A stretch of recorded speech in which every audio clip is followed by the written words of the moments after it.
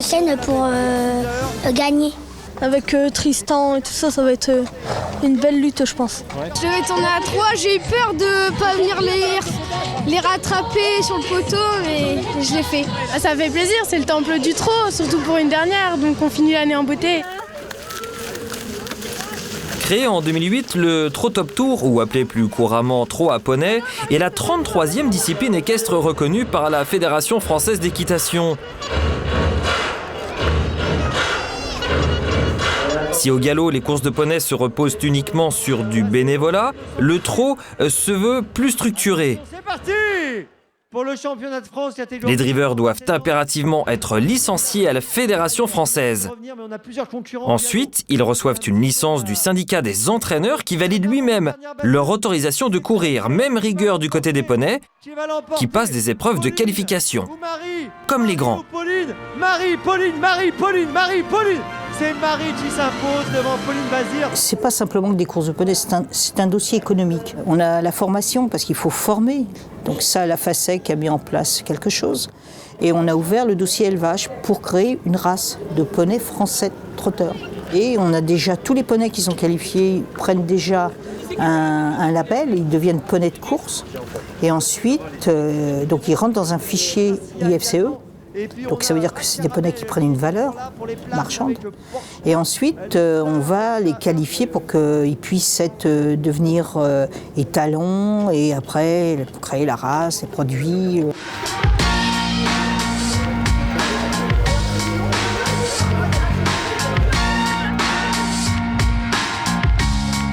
On peut s'amuser, les enfants s'amusent, mais en même temps, c'est du sérieux. Si on veut que ça perdure, que ça apporte des ressources complémentaires à des entreprises, ça peut être l'élevage ou même les centres équestres ou autres, il faut que dès le début, on soit vigilant sur tout et que les enfants prennent conscience qu'on peut s'amuser tout en étant sérieux.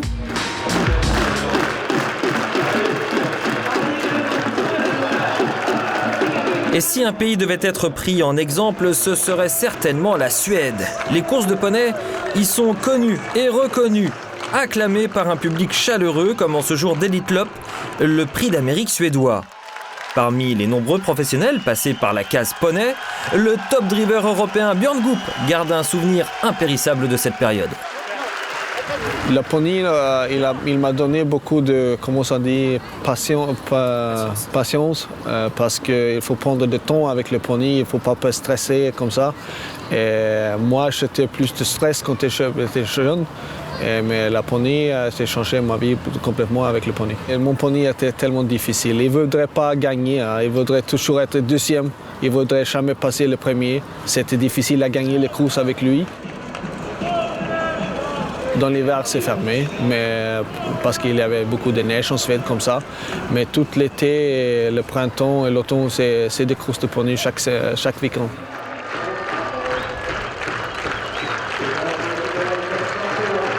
Chaque poney peut faire 2 courses. Et pour ça, il y avait peut-être de 14 courses chaque réunion. C'est une grande chance en Suède. Maintenant, c'est vraiment le jeune entraîneur qui est le professionnel maintenant. Ils sont tous à commencer avec le poney.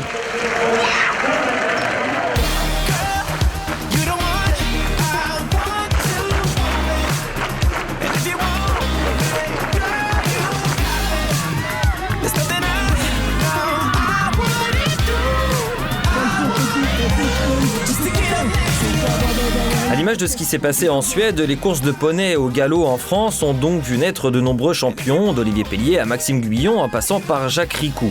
Ces courses sont un véritable tremplin pour une carrière de futur jockey.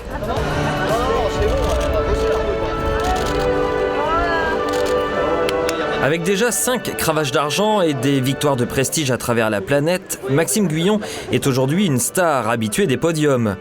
Mais quand il parle des courses de poney, ses yeux s'illuminent. Il y en avait tous les dimanches des anecdotes, mais c'est vrai que quand on a 11-12 ans et qu'on monte des crosses et qu'on passe dans des étangs et tout ça avec les poneys, c'est des sensations de fou. Et c'est vrai que les poneys, c'est pas les chevaux, hein, ils ont leur petit caractère. Donc des fois, quand on est arrivé devant une haie, il y en avait certains qui faisaient pile, d'autres qui dérobaient. Donc ça, c'était pas forcément drôle tous les jours. Mais voilà, ça fait partie de de notre jeunesse et c'était vraiment super. Si c'était à refaire, je recommencerais sans hésiter.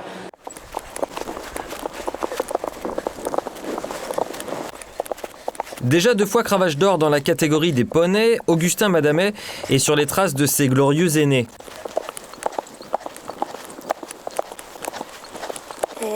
Avec plus de 70 victoires à son actif, il possède déjà une expérience très solide en France, comme à l'étranger.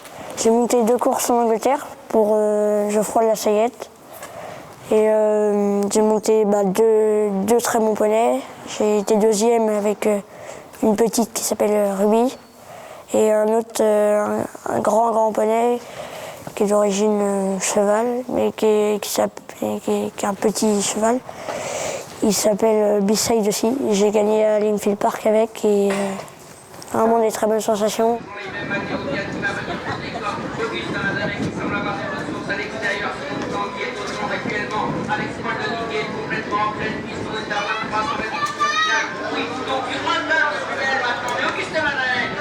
C'est vrai que j'essaie de monter quand même les courses tactiques. En course de poney, c'est vrai qu'on peut monter un peu moins tactique que dans les courses de chevaux, mais c'est vrai qu'avec certains poneys, il faut monter tactique parce que tu as les poneys, tu as les vieux poneys où tu pars devant et tu vois le gaz pour finir. Alors que tu as certains poneys, ils ont du gaz, mais il faut les gérer. C'est parti, la course de poney réservée aux concurrents.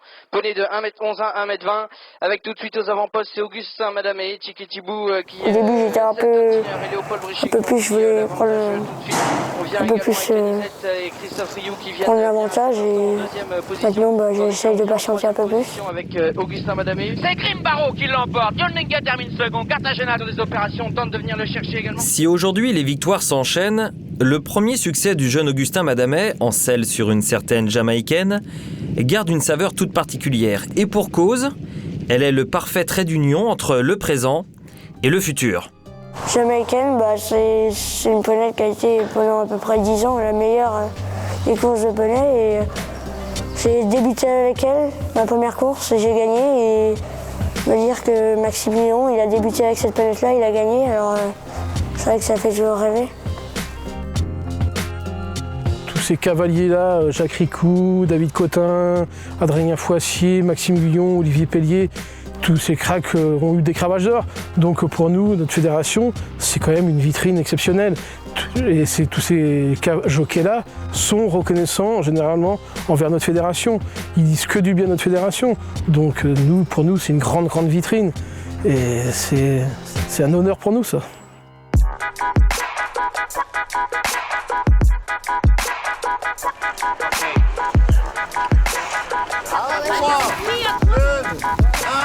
Ouais.